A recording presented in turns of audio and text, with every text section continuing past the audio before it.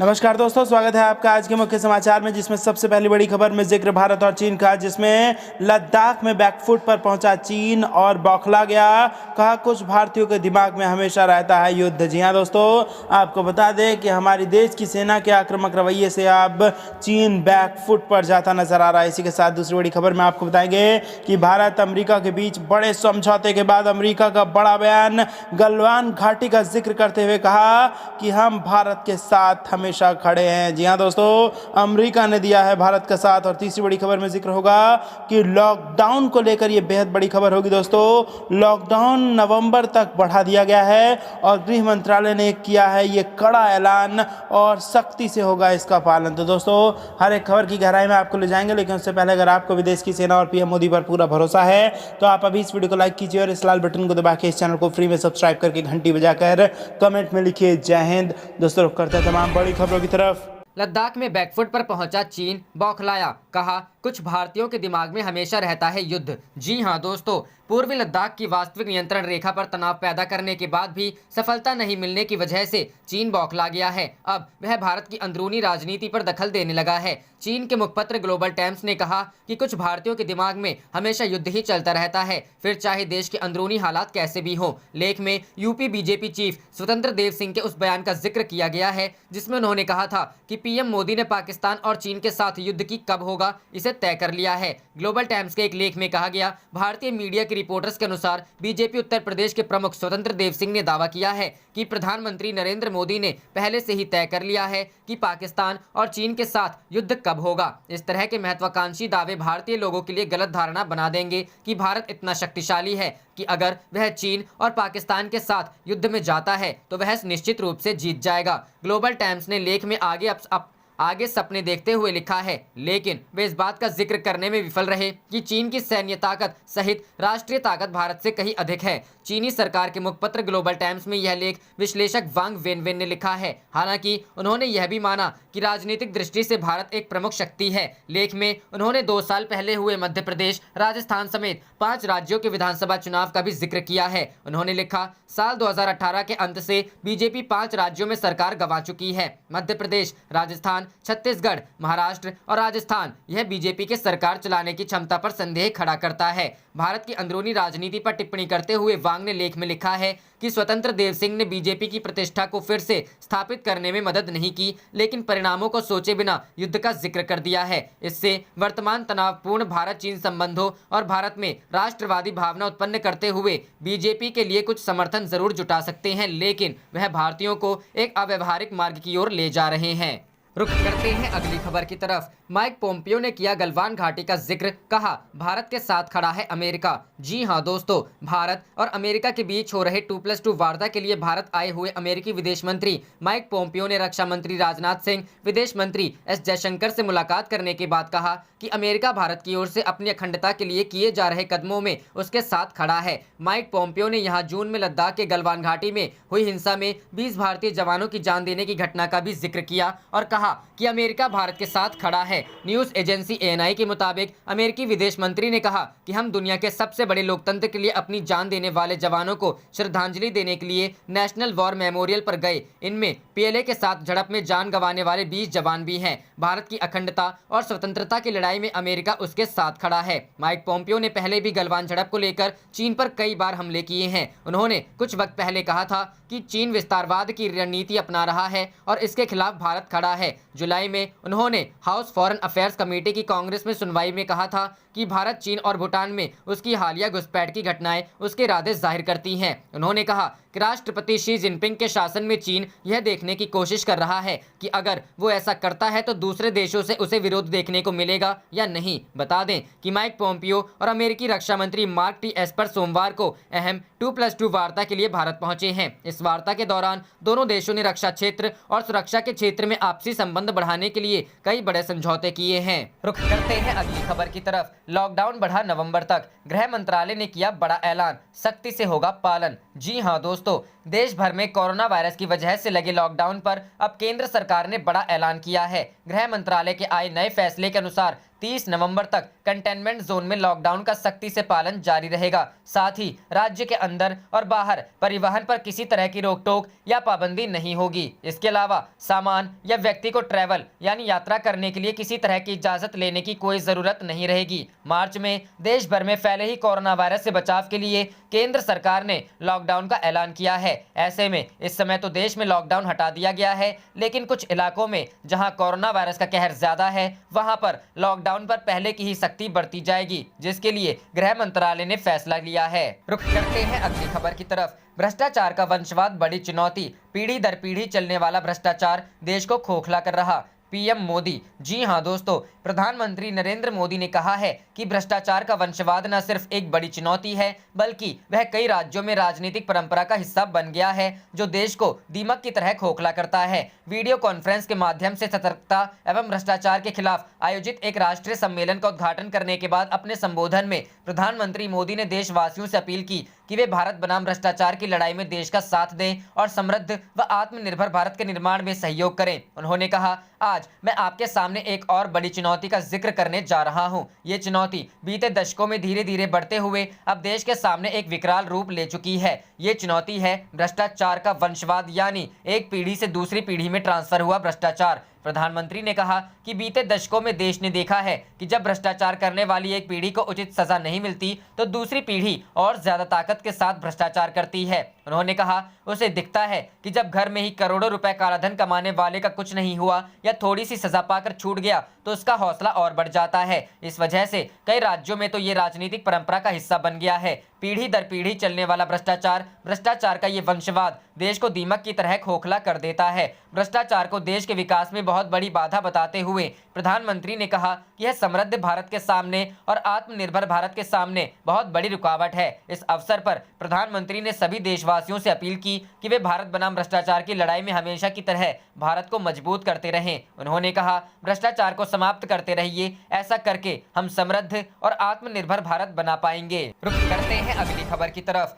नरेंद्र मोदी एक बार फिर आ रहे हैं बिहार। आज होगी उनकी 3 रैलियां। जी हां दोस्तों, बिहार विधानसभा चुनाव के मद्देनजर आज नरेंद्र मोदी एक बार फिर बिहार आने वाले हैं। जानकारी मिल रही है कि प्रधानमंत्री कल 3 रैलियों को संबोधित करने वाले हैं। बता दें कि कल बिहार चुनाव के पहले फेज की वोटिंग भी होने वाली है। 3 रैलियों को करेंगे संबोधित। जानकारी मिल रही है कि पीएम मोदी आज 3 रैलियों को संबोधित करेंगे। ये रैलियां दरभंगा, मुजफ्फरपुर और पटना में आयोजित की जाएंगी। पीएम मोदी के दरभंगा आगमन को लेकर प्रशासन ने भी सारी तैयारियां कर ली हैं। आईजी अजिताभ कुमार के मुताबिक पूरे शहर में सुरक्षा के कड़े इंतजाम किए गए हैं। कोरोना को देखते हुए 80,000 क्षमता वाले मैदान में केवल 12,000 लोगों की भीड़ इकट्ठा होने की अनुमति दी गई है। रुख करते हैं अगली खबर की तरफ। पाक व चीन से भारत की एक इंच जमीन वापस लेकर रहेंगे जम्मू कश्मीर भाजपा प्रमुख। जी हां दोस्तों, भाजपा की जम्मू कश्मीर इकाई के प्रमुख रविंद्र रैना ने सोमवार को कहा कि पाकिस्तान और चीन के अवैध कब्जे से भारत की एक इंच जमीन को वापस लेकर रहेंगे और इसके लिए सैन्य ताकत का इस्तेमाल करने से भी गुरेज नहीं करेंगे।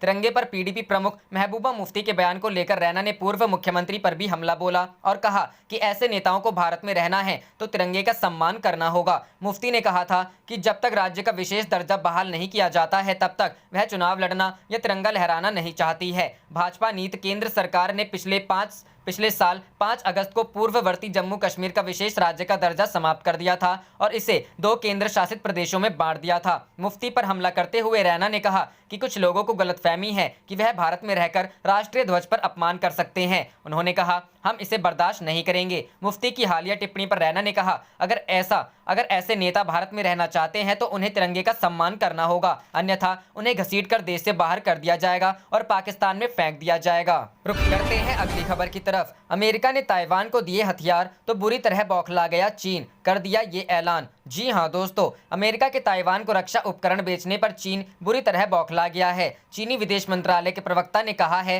कि चीन हथियारों की बिक्री में भाग लेने वाले अमेरिकी संस्थानों पर प्रतिबंध लगाएगा। मंत्रालय के अनुसार चीन लॉकहीड, अमेरिकी defence company Lockheed Martin, Boeing division और रेथियॉन पर प्रतिबंध लगाएगा। चीन ने अमेरिका को धमकी देते हुए कहा है कि उसे ऐसा करने का पूरा अधिकार है। ताइवान को हथियारों की बिक्री में शामिल अन्य अमेरिकी फर्मों पर भी चीन प्रतिबंध लगाएगा। अमेरिकी की दिग्गज एरोस्पेस और डिफेंस कंपनियां हाल ही में ताइवान को $1 बिलियन 1 बिलियन US$ मूल्य की मिसाइलों की बिक्री में शामिल थी। विदेश मंत्रालय के प्रवक्ता झाओ लिजियन ने अमेरिका द्वारा ताइवान को हथियारों की बिक्री को रोकने के लिए कहा था। अमेरिका ने दिए ये अचूक हथियार। अमेरिकी विदेश विभाग ने कहा कि पिछले हफ्ते ताइवान के रक्षा मंत्रालय ने 135 एयर टू ग्राउंड मिसाइलों की बिक्री को मंजूरी दी थी। अमेरिका का कहना है कि इससे ताइवान की रक्षा क्षेत्र में ताकत बढ़ेगी। इसके साथ ही अमेरिका ने 6 MS-110 एयर रेनेसॉ पॉन्ड्स और 11 M-142 mobile lights rocket launcher की बिक्री को मंजूरी दी है। रक्षा उपकरणों के इन तीनों पैकेज की कुल कीमत 1.8 मिलियन US$ है।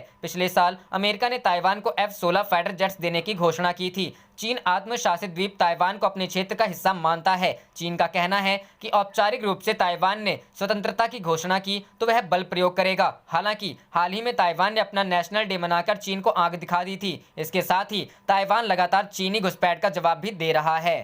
रुख करते हैं अगली खबर की तरफ। राजनाथ सिंह और अमेरिकी रक्षा मंत्री की मुलाकात। चीन से तनाव के बीच सैन्य सहयोग बढ़ाने सहित कई मुद्दों पर चर्चा। जी हां दोस्तों, रक्षा मंत्री राजनाथ सिंह और उनके अमेरिकी समकक्ष मार्क टी एस्पर ने सोमवार को विभिन्न मुद्दों पर व्यापक चर्चा की। उन्होंने दोनों देशों के बीच सैन्य सहयोगों को और बढ़ाने के तरीकों के अलावा तेजी से बढ़ते रक्षा तथा सामरिक संबंधों से जुड़े विभिन्न पहलुओं पर भी चर्चा की। अमेरिकी विदेश मंत्री माइक पोम्पियो और रक्षा मंत्री एस्पर तीसरी 2+2 मंत्री स्तरीय बैठक के लिए सोमवार को यहां पहुंचे। यह बैठक मंगलवार को होगी, जिसमें हिंद प्रशांत क्षेत्र में सहयोग के साथ ही समग्र रक्षा और सुरक्षा संबंधों को बढ़ाने पर जोर दिए जाने की उम्मीद है। इस बैठक में भारतीय पक्ष का नेतृत्व विदेश मंत्री एस जयशंकर और रक्षा मंत्री राजनाथ सिंह करेंगे। यह बैठक ऐसे समय हो रही है जब भारत का चीन के साथ सीमा पर गतिरोध जारी है और इस मुद्दे पर भी चर्चा होने की उम्मीद है। अमेरिकी राष्ट्रपति डोनाल्ड ट्रंप प्रशासन के 2 प्रमुख अधिकारी प्रधानमंत्री नरेंद्र मोदी और राष्ट्रीय सुरक्षा सलाहकार अजीत डोभाल से मुलाकात करेंगे। सिंह के साथ बातचीत के पहले अमेरिकी रक्षा मंत्री को रायसीना हिल में साउथ ब्लॉक के बाहर तीनों सेनाओं की ओर से गार्ड ऑफ ऑनर दिया गया। अमेरिका पिछले कुछ महीनों में विभिन्न मुद्दों को लेकर चीन की काफी आलोचना करता रहा है। इन मुद्दों में भारत के साथ सीमा विवाद, दक्षिण चीन सागर में उसकी बढ़ती सैन्य आक्रामकता और हांगकांग में सरकार विरोधी प्रदर्शनों से निपटने के तरीके शामिल हैं। पोम्पियो की यात्रा से पहले अमेरिकी विदेश मंत्रालय ने कहा कि अमेरिका भारत के एक प्रमुख क्षेत्रीय और वैश्विक शक्ति के रूप में उभरने का स्वागत करता है। विदेश मंत्रालय ने कहा, अमेरिका एक प्रमुख क्षेत्रीय और वैश्विक शक्ति के रूप में भारत के उभरने का स्वागत करता है। अमेरिका संयुक्त राष्ट्र सुरक्षा परिषद में आगामी कार्यकाल के दौरान भारत के साथ निकट सहयोग के लिए उत्सुक है। उम्मीद है कि दोनों पक्ष द्विपक्षीय रक्षा संबंधों को और बढ़ावा देने के लिए लंबे समय से लंबित BECA समझौतों को अंतिम रूप दे सकते हैं। इस समझौते के तहत दोनों देश अत्याधुनिक सैन्य प्रौद्योगिकी, साजो सामान और भूस्थानिक मानचित्र साझा कर सकेंगे। भारत अमेरिका के रक्षा संबंध पिछले कुछ वर्षों में प्रगाढ़ हुए हैं। अमेरिका ने रक्षा व्यापार और प्रौद्योगिकी के आदान प्रदान को अपने निकटतम सहयोगियों के स्तर तक ले जाने की मंशा दिखाते हुए जून 2016 में भारत को प्रमुख रक्षा सहयोगी नामित किया था। प्रधानमंत्री नरेंद्र मोदी और राष्ट्रपति डोनाल्ड ट्रंप द्वारा तंत्र को मंजूरी दिए जाने के बाद सितंबर 2018 में दिल्ली में पहली 2+2 बैठक हुई थी। बैठक का दूसरा संस्करण पिछले साल दिसंबर में वॉशिंगटन में आयोजित हुआ था। रुख करते हैं अगली खबर की तरफ। लद्दाख में बीजेपी की बड़ी जीत, कांग्रेस को फिर करना पड़ा हार का सामना। जी हां दोस्तों, लद्दाख ऑटोनोमस हिल डेवलपमेंट काउंसिल इलेक्शन में बीजेपी ने बड़ी जीत दर्ज की है, तो कांग्रेस को एक बार फिर हार का सामना करना पड़ा। कुछ 26 सीटों पर हुए चुनाव में बीजेपी ने 15 सीटों पर जीत दर्ज की तो कांग्रेस को 9 सीटें मिली। वहीं 2 सीटों पर निर्दलीय उम्मीदवारों ने भी जीत हासिल की है। लद्दाख स्वायत्त पर्वतीय विकास परिषद के चुनाव के बाद सोमवार को मतगणना के लिए 3 स्तरीय सुरक्षा व्यवस्था की गई है। कुल 89,776 पंजीकृत मतदाताओं में से लगभग 65% लोगों ने 26 चुनाव क्षेत्रों में 294 मतदान केंद्रों पर गुरुवार को मताधिकार का प्रयोग किया। इस चुनाव में 94 प्रत्याशियों ने भाग लिया, जिसमें से भाजपा और कांग्रेस के 26 उम्मीदवार थे। आम आदमी पार्टी ने भी पहली बार इस चुनाव में अपने 19 प्रत्याशियों को मैदान में उतारा। नेशनल कॉन्फ्रेंस और PDP ने चुनाव में हिस्सा न लेने का निर्णय लिया था। 1995 में हिल काउंसिल की स्थापना के बाद से कांग्रेस ने लगातार 3 बार यहां जीत दर्ज की, जबकि 2005 में लद्दाख यूनियन टेरिटोरियल फ्रंट ने जीत हासिल की थी। पिछली बार बीजेपी ने 26 में से 18 सीटों पर जीत हासिल की थी। लद्दाख के कारगिल जिले का अलग हिल काउंसिल है, जिसका चुनाव 2018 में 5 सालों के लिए हुआ था। रुख करते हैं अगली खबर की तरफ। पीएम मोदी आज 3 लाख रेहड़ी पटरी वालों को देंगे स्वनिधि योजना की सौगात। यूपी के विक्रेताओं से करेंगे बात। जी हां दोस्तों, प्रधानमंत्री नरेंद्र मोदी मंगलवार सुबह 10:30 बजे वीडियो कॉन्फ्रेंसिंग के जरिए रेहड़ी पटरी पर सामान बेचने वाले उत्तर प्रदेश के विक्रेताओं से बातचीत करेंगे। पीएम मोदी ट्विटर में खुद इसकी जानकारी दी है। उन्होंने कहा, आज सुबह रेहड़ी पटरियों पर सामान बेचने वाले यूपी के भाइयों और बहनों के साथ संवाद करूंगा। उन्होंने आगे लिखा, प्रधानमंत्री स्वनिधि योजना ने किस प्रकार हमारे इन साथियों को नई ताकत दी है, इस बारे में जानने का मौका मिलेगा। गौरतलब है, प्रधानमंत्री स्वनिधि योजना के तहत प्रधानमंत्री मोदी मंगलवार को करीब 3 लाख वेंडर्स को लोन बांटेंगे। वीडियो कॉन्फ्रेंसिंग के जरिए लोन बांटने के इस कार्यक्रम के दौरान वो लाभार्थियों से बातचीत भी करेंगे। प्रधानमंत्री इस दौरान लोगों से प्रधानमंत्री स्वनिधि योजना से उनके जीवन में आए बदलावों के बारे में चर्चा करते हुए दिखाई देंगे। यूपी की योगी आदित्यनाथ सरकार को रेहड़ी पटरी की ओर से 5,57,000 आवेदन मिल चुके हैं, जो कि देश भर किसी राज्य में वेंडर्स द्वारा भेजे गए आवेदनों में सबसे अधिक आवेदनों की संख्या है। सरकार कोरोना महामारी के दौरान सर्वाधिक चोट खाए रेहड़ी पटरी विक्रेताओं को प्रधानमंत्री स्वनिधि योजना के तहत आर्थिक मदद दे रही है, जिससे ऐसे लोगों को अपना कारोबार फिर शुरू करने में मदद मिलेगी। उल्लेखनीय है, सरकार ने स्ट्रीट वेंडर्स के लिए शुरू की गई स्वनिधि योजना के लिए 5,000 करोड़ रुपए की राशि मंजूर की है। इस लोन के लिए मोबाइल ऐप और वेब पोर्टल के जरिए आवेदन किया जा सकता है। डिजिटल लेन देन की रसीद या भुगतान पर मासिक कैशबैक की सुविधा भी मिलेगी। रुख करते हैं अगली खबर की तरफ। सीडीएस बिपिन रावत का तीनों सेनाओं को साफ संदेश, लद्दाख में बढ़ाएं सैनिक, हर विपरीत स्थिति के लिए रहें तैयार। जी हां दोस्तों, ऐसे समय में जब प्रधानमंत्री नरेंद्र मोदी ने देश के लोगों से लद्दाख बॉर्डर पर तैनात सैनिकों के लिए दिया जलाने की अपील की है, वहीं chief of defence staff general Bipin Rawat ने तीनों सेनाओं को सैनिकों की तैनाती करने के साथ साथ किसी भी विपरीत परिस्थितियों का सामना करने के लिए तैयार रहने को कहा है। नेवी के समुद्री कमांडो को पूर्वी लद्दाख में तैनात करने के लिए कहा गया है, जहां भारतीय सेना की गोगरा हॉट स्प्रिंग्स में पैंगोंग टागन झील के दोनों किनारे पीपुल्स लिबरेशन आर्मी के साथ गतिरोध की स्थिति बनी हुई है। भारतीय विशेष बलों के साथ मार्कोस को तैनात किया जाएगा, जो ध्रुवीय रेगिस्तान में भी भारी बर्फबारी और कड़ाके की ठंड का सामना कर सके। तैनात सैनिक ध्रुवीय सर्दियों के कपड़ों और मास्क के अंतिम शिपमेंट की प्रतीक्षा कर रहे हैं, जो कि नवंबर के पहले सप्ताह तक अमेरिकी सेना से आने की उम्मीद है। पीएलए की तरह ही भारतीय सेना एलएसी पर लंबे समय तक के लिए मोर्चा संभालने के लिए तैयार है। सेना 1 इंच जमीन को भी छोड़ने के मूड में नहीं है। पीएलए ने पहले ही अरुणाचल प्रदेश में रणनीतिक जैमर तैनात कर दिए हैं और शिनजियांग और तिब्बत दोनों में बड़े पैमाने पर बुनियादी ढांचे और भंडारण क्षमता को बढ़ाया जा रहा है। वरिष्ठ सैन्य कमांडरों के अनुसार जनरल रावत ने तीनों सेवाओं के लिए यह स्पष्ट कर दिया है कि लद्दाख में 1597 किलोमीटर वास्तविक नियंत्रण रेखा के साथ तैनात सैनिकों, तोपखाने और टैंकों के साथ सामान्य समय नहीं है। उन्होंने कहा, पूर्वी लद्दाख में स्थिति किसी भी समय बदतर हो सकती है। सशस्त्र बलों को किसी भी परिदृश्य के लिए तैयार रहना चाहिए। ऐसा नहीं हो सकता है कि एक तरफ पूरी उत्तरी सेना कमान और पश्चिमी वायु कमान बर्फ में तैनात हैं, हम में से बाकी लोग त्योहार मना रहे हैं और गोल्फ खेल रहे हैं। किसी को यह नहीं भूलना चाहिए कि लद्दाख में युद्ध चल रहा है। भारतीय नौसेना को अफ्रीका के तट से दूर पीएलए नौसेना की तैनाती के बारे में चिंतित होने की बजाय हिंद महासागर में चीनी युद्धपोत गतिविधि की निगरानी करने के लिए अंडमान और निकोबार द्वीप पर ध्यान केंद्रित करने के लिए कहा गया है। लक्षद्वीप और एएनसी के भारतीय द्वीप क्षेत्र राष्ट्रीय समुद्री सुरक्षा की कुंजी हैं, क्योंकि वे फारस की खाड़ी से लेकर मलक्का जल डमरू मध्य तक दुनिया में सबसे महत्वपूर्ण शिपिंग लेन पर हावी हैं। रुख करते हैं अगली खबर की तरफ। पाकिस्तान में बगावत का बिगुल, खतरे में इमरान सरकार। जी हां दोस्तों, इमरान खान अपने घर में बुरी तरह घिर गए हैं। विपक्षी दलों की एकता ने इमरान खान की कुर्सी हिलाकर रख दी है। कल क्वेटा में हुई रैली में नवाज शरीफ और उनकी बेटी मरियम ने इमरान और आर्मी चीफ बाजवा पर जमकर हमला बोला। नवाज ने जहां पाकिस्तान की बदहाली के लिए बाजवा को सीधे जिम्मेदार ठहराया, वहीं मरियम नवाज ने पाकिस्तानी आर्मी चीफ को इमरान का सिलेक्टर करार देते हुए इस्तीफा तक मांग लिया। जाहिर है, विपक्ष की रैलियों में उमड़ रही भीड़ को इमरान के लिए खतरे की घंटी माना जा रहा है। विपक्षी दलों की तेज होते विरोध के बीच पाकिस्तान के प्रधानमंत्री इमरान खान की मुसीबतें लगातार बढ़ती जा रही हैं। देश के मुख्य विपक्षी दलों ने रविवार को सुरक्षा खतरों के बावजूद इमरान खान को सत्ता से बेदखल करने के लिए अपने राष्ट्रीय अभियान के तहत क्वेटा में तीसरी बड़ी रैली की। अशांत माने जाने वाले दक्षिण पश्चिमी बलूचिस्तान प्रांत की राजधानी में हुई इस रैली में इमरान खान गद्दी छोड़ो के नारों की गूंज सुनाई पड़ी। सुरक्षा एजेंसियों ने रैली को लेकर आतंकी हमले की चेतावनी दी थी, मगर इसके बावजूद रैली में हजारों की भीड़ इकट्ठा हुई। रैली स्थल से कुछ ही किलोमीटर दूर तक एक जबरदस्त विस्फोट भी हुआ, जिसमें 3 लोगों की मौत हो गई, जबकि 7 अन्य लोग घायल हो गए। विपक्षी दलों की इस रैली को पूर्व प्रधानमंत्री नवाज शरीफ ने भी वीडियो लिंक के जरिए लंदन से संबोधित किया। अपने संबोधन के दौरान शरीफ ने खुलासा किया कि 1999 में भारत और पाकिस्तान के बीच हुए कारगिल युद्ध के पीछे पूरी सेना नहीं थी। उन्होंने कहा कि सेना के कुछ जनरलों का इस युद्ध में हाथ था। उन्होंने कहा कि इन जनरलों ने पूरी सेना को युद्ध में झोंक दिया और देश और समाज को एक ऐसी जगह लाकर खड़ा कर दिया जिसमें कुछ भी हासिल नहीं होना था। पूर्व प्रधानमंत्री ने सनसनीखेज खुलासा करते हुए यहां तक कहा कि युद्ध में झोंक दिए गए सैनिकों के पास हथियार तक नहीं थे। ऊंची चोटियों पर युद्ध में फंसे सैनिकों के पास खाने पीने तक का सामान नहीं था। उन्होंने कहा कि इन सैनिकों ने देश के लिए अपने प्राणों का बलिदान कर दिया, मगर यह भी सोचना होगा कि देश और समाज को इससे क्या मिला।